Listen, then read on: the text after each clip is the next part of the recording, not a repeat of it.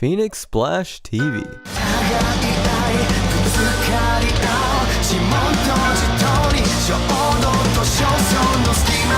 Welcome to a special edition of First Impression. Why is it special? Well, after releasing an album and spending all that time fixing and adjusting everything in it, and then hearing the praises and the criticisms, I'm at a strange phase where I can't even listen to any song without overanalyzing it. If I get a critique on something specific, generally I'll listen for it in other songs that I hear, and as a result I hear all kinds of imperfections, and it gets pretty exhausting. The whole point of first impressions are for me to learn something and apply it to my own music. So I wanted this first impression of FT Island to be good. I wanted to hear the best of FT Island. So instead of scouring the internet and searching the best songs, because that went horrible the last time for Korea, I went to Tima. Tima is a regular on the channel and likely knows my taste of music. Without even having to ask, Tima recommended me some songs. And heads up, I'm in overcritical mode. So if FT Island gets a 3 or above, then they're probably pretty damn good. So let's bring on the first song.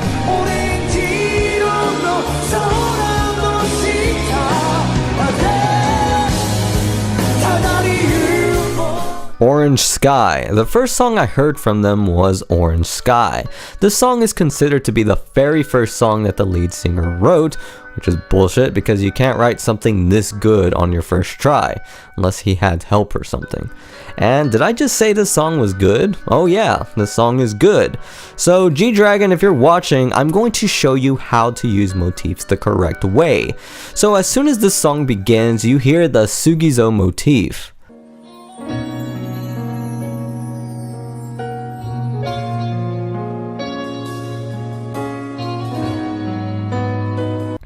This is a common motif that is used in J-Rock.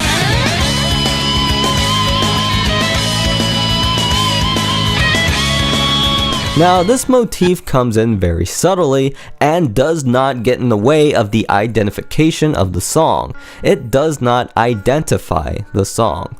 Orange Sky has its own theme and own melodies within it. I applaud FT Island for using the motif in this way, and I'm going to let you in on a little secret. Sometimes I freaking hate the Sugizo motif. Sometimes J-Rock bands use it way too much and use it incorrectly to where it identifies their entire song, all to force that familiar J-Rock sound to please people like this. I don't know, I just push buttons till I hear something that kind of sounds familiar. I don't care. All in all, this is a good song, and it was live. For some reason, there was 2 pianos. I mean, like why? But yeah, if you're looking for a good example of motif usage, this song pretty much does it perfectly. There's a lot more I want to say about this song, but if I just let loose, I'd be here for an hour.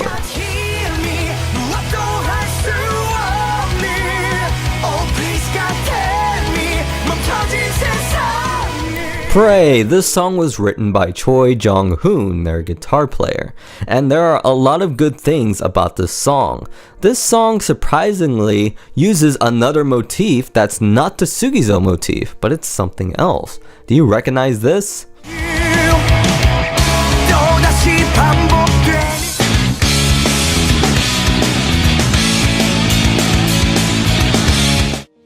Yeah, there seems to be some influence from the J-Rock band Lunacy within the song, and within the last song I heard too. There's also a vocal style that is similar to Hyde's music.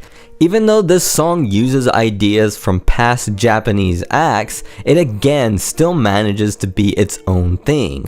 Unlike the last song, I heard the studio version of this one instead of a live performance, and one thing that did bother me was the fact that the overdub on the main vocals was too loud. I know that this is a style and all, but when I compare it to the last song's vocals, I prefer the live and more authentic sound. But you know, that's just nitpicking, and I'm probably the only one in the entire world that will point that out.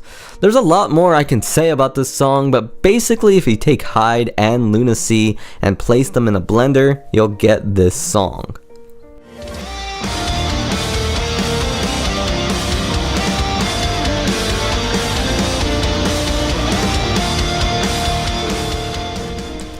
Shadows. This song was on their United Shadows CD, which was produced by Warner Music Japan.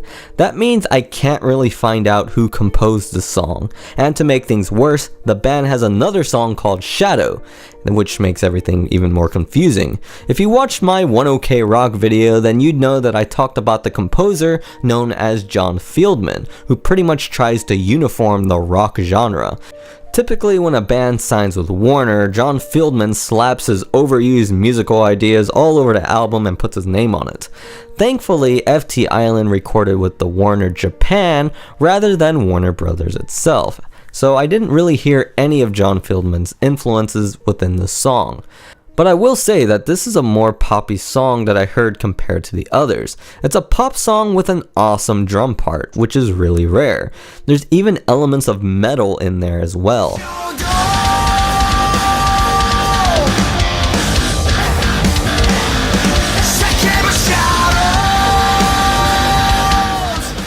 This is another good one, but like the other song, the vocals just have way too much overdubs, and to make it worse, the overdubs have all of these effects on them. Since I'm in this over-analyzing mode, it's really hard for me to block that out when I hear this song. But the song is well composed, and it definitely makes up for all of my nitpicking that I have with it. Maybe if I didn't hear that bittersweet, authentic live performance first, I probably wouldn't have even cared that much about all the overdubs. But this song definitely adds a variety to the mix of the songs that I've heard so far.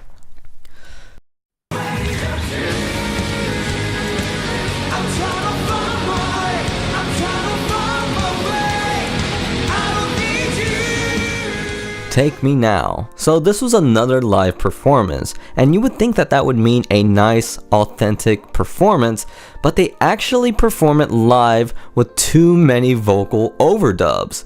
But you know, that's okay. Let's talk about the composition. I actually like the vocal effect in this particular song and how it switches between the effect and the real vocals.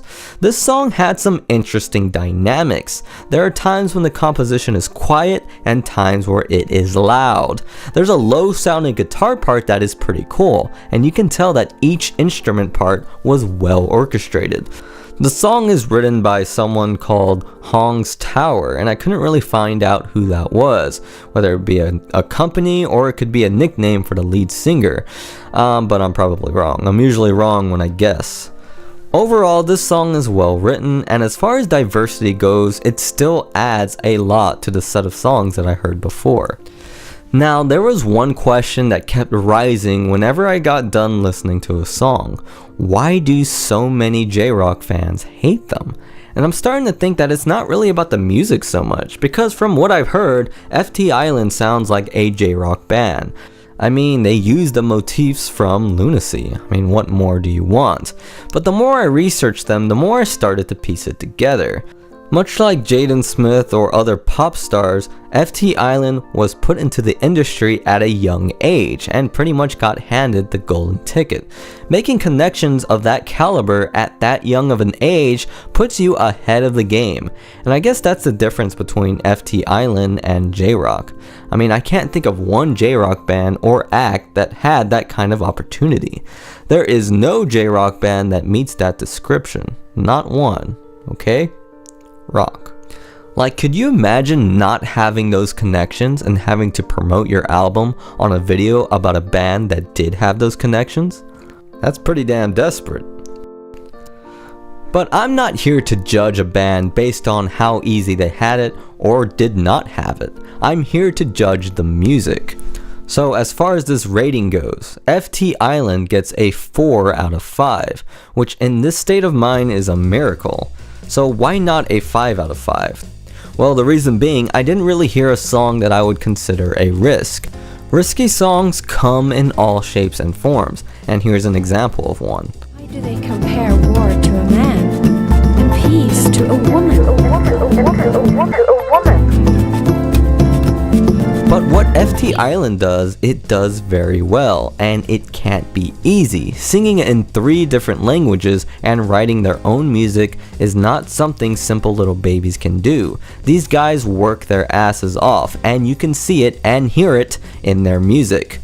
But yeah, I wish it wasn't so overproduced. The overdubs live and the extra piano live kind of proved that there's some perfectionist working with FT Island, someone who is afraid of any little tiny mistake.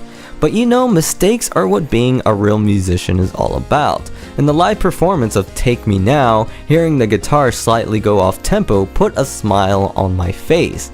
But even with all of the overproduction, you can hear human composition. It doesn't sound like a machine wrote the songs. And there was some damn good drumming within them too. So if you're one of those people that cursed out FT Island on my K-pop video and praised Lunacy on my Lunacy video, then I think FT Island deserves a second glance from you. I'm sure if you dig into more of their songs, you'll find more Lunacy motifs and a more J-rocking sound. So yeah, overall I was impressed with FT Island, and maybe there's a chance that these are their only good songs, but who knows. I have to give a shout out to Tima, who helped me out with the song choices. I really appreciate that, and I'll probably look into listening to a full-length album of them and see if I can find any of those risky songs. And anyways guys, from the bottom of my heart, thank you for watching. This is Josh the Music Man, signing off.